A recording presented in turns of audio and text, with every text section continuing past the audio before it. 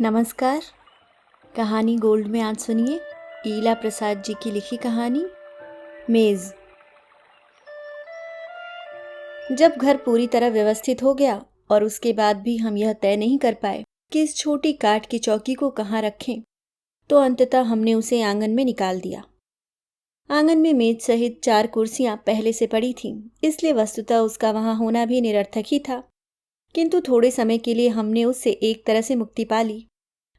भारत होता तो शायद वह चौकी हमारे लिए सबसे महत्वपूर्ण चीज होती, सत्यनारायण कथा में उपयोग में आती और घर के बाहर न होकर पूजा की वस्तु बनती।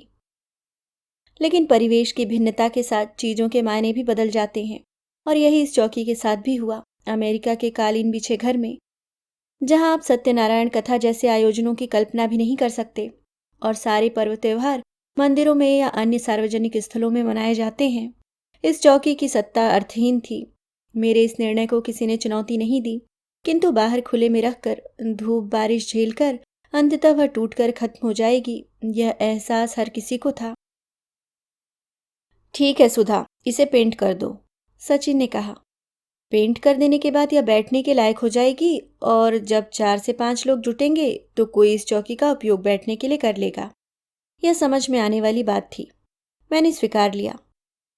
कोई उपयोग होगा तो यह हमें भी फालतू नहीं लगेगी। जब मैंने उसे घर में पड़े हरे रंग के वार्निश से पेंट कर डाला तो सचिन ने माथा ठोक लिया। मैंने सोचा था तुम इसे कायदे से पेंट करोगी, कोई अल्पना जैसा डिजाइन बना दोगी कि यह खूबसूरत लगे। तुमने तो इसे और बेकार कर डाला। मैंने इतना सोचा ही नहीं था। पेंट इसलिए करना था कि धूप बारिश में सड़ न जाए, टूट न जाए। पेंट रक्षा कवच था बस, उसका सौंदर्य से क्या संबंध।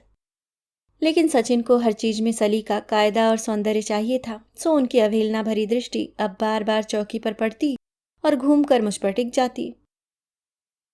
इस पर कोई गमला रख देते हैं, वो पीले फूलों वाला, या एक प्लास्टिक का मेजपोश डाल दूं, अच्छा लगेगा। कभी बाहर में बैठकर अखबार पढ़ने हो तो इस पर रख सकते हैं, मैं सुझाव देती।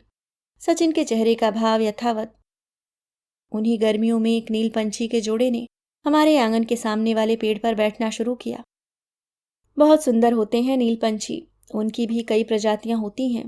ह्यूस्टन में जो प्रजाति दिखती है उसका नाम ब्लू जे है, और यह आकार में बड़ा और काले सफेद नीले रंगों के धब्बे वाले पंखों का बहुत ही खूबसूरत पक्षी होता है। गले में एक कालापन लिए नीली धारी होती है, और सही अर्थों में नीलकंठ शायद इसे ही कहा जाना चाहिए। वह हमारे मैदान में उतरता तो नीले रंगों की आभा एक छोर से दूसरे छोर तक बिखर जाती, किंतु यह होना कुछ क्षणों का होता। बेहद डरपोक हुआ, वापस किसी पेड़ पर गायब हो जाता। मैंने किताबों में पढ़ा उसे पानी में खेलना पसंद है। हमें लगा अब चौकी काम में आने वाली है। इस पर एक कठौत पानी भरकर रख देते हैं, ब्लूबर्ड नहाएंगी। यह क्रांतिकारी विचार सचिन को भी पसंद आया, किंतु डरपोक ब्लूबर्ड ऊपर से गुजर जाती आंगन में उतरे बिना। हमने कई दिन इंतजार किया, फिर एक लोहे के स्टूल पर मैदान के बीच दूर में पानी का कठौत रखा, और लो, नीली चिड़िया का पानी में खेलना शुरू हो गया। वह अपने मोरपंखी पंखों को छितराकर जब तब पानी में उतर आती, पानी पीती, पंखों को फैला पानी में छपछपाती, और हम निहाल होते। चौकी अपनी जगह पड़ी रही। उसकी ऊंचाई कम थी। घास के मैदान में लकड़ी जल्द ही सड़ जाती, और हम अभी तक उसको लेकर किसी फैसले तक नहीं पहुंच पाए थे। गर्मियां बीती, पतझड़ आया। चौकी पर अक्सर ही पीले भूरे पत्तों का ढेर जमा हो जाता। मैं जब अंगने में बैठती, पहले चौकी साफ करती, धूल झाड़ती। किसी काम की तो है नहीं, बस काम बढ़ा दिया, इससे तो अच्छा यह ना होती। लेकिन नई सी दिखती मजबूत चौकी को फेंकना भी गवारा ना था हमें। हम बस उसे झेल रहे थे। ह्यूस्टन में पतझड़ और बारिश एक साथ होते हैं। धार धार पानी बरसता। जल्द ही नई दिखने वाली चौकी का रंग रोगन उतरने लगा। टूट जाए तो फेंक दूं, मैं मन ही मन सोचने लगी। शायद कुछ ऐसा ही सचिन भी सोचते होंगे, क्योंकि जब वह आंगन में उतरते तो एक ठोकर मारकर देखते, तसल्ली करते होंगे कि बेकार हो गई क्या। पतझड़ के बाद ठंड उतरी। आमतौर पर यहाँ इतनी ठंड नहीं पड़ती, लेकिन इस साल पड़ी। पत्तों पर बारिश की बूंदें बर्फ की झालर बनाने लगी। चौकी का रंग और खराब हुआ। हरा वार्निश जगह जगह से उतर गया था, और काठ का रंग नजर आने लगा था। वह अब हमारी दृष्टि से ही नहीं, मन से भी उतर रही थी। दूसरी ओर ब्लूबर्ड के लिए हमारा आकर्षण बढ़ता जा रहा था। सर्दियों के बाद जब बसंत आया तो ब्लूबर्ड ही नहीं, कार्डिनल अमेरिकन रॉबिन, कठफोड़वा आदि कई पक्षियों के दर्शन होने लगे। इनके लिए दाना डालेंगे, मेरा मन मचला। दाना खाएंगे तो देर तक हमारे करीब रहेंगे। आजकल एक लाल फिच भी आने लगी है, मैंने सचिन को बतलाया। सचिन पहले तो मेरे इस बचपने पर हंसे, फिर सारा दिन मैं घर में अकेली रहती हूँ तो मन लगेगा, यह सोचकर मेरे साथ बाजार जाकर बर्ड फीडर और उनका दाना साथ ले आए। पक्षियों ने हमारे इस निर्णय का स्वागत किया। बस ब्लूबर्ड दूर दूर रहती। गहरी असंतुष्ट नज़रों से वह दूर से देखती, कभी पानी पीती और फिर फुर हो जाती। हाँ, गौरैयों की संख्या बढ़ती जा रही थी। एक समस्या और आई। गिलहरी को हमारा बर्ड फीडर पसंद आ गया था। वह चुपके से आकर ढक्कन खोल पंछियों का दाना खा जाती। अब हमारे काम में बर्ड फीडर की चौकसी करना और शामिल हो गया। दिन दोपहर अब मैं आंगन के सामने कमरे में पर्दे की आड़ में बैठने लगी।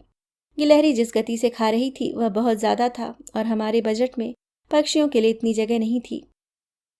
कभी कभी लाल फिच आकर पुकारती, हम समझ जाते दाना या तो खत्म हो गया या फिर गिलहरी ने खा डाला है।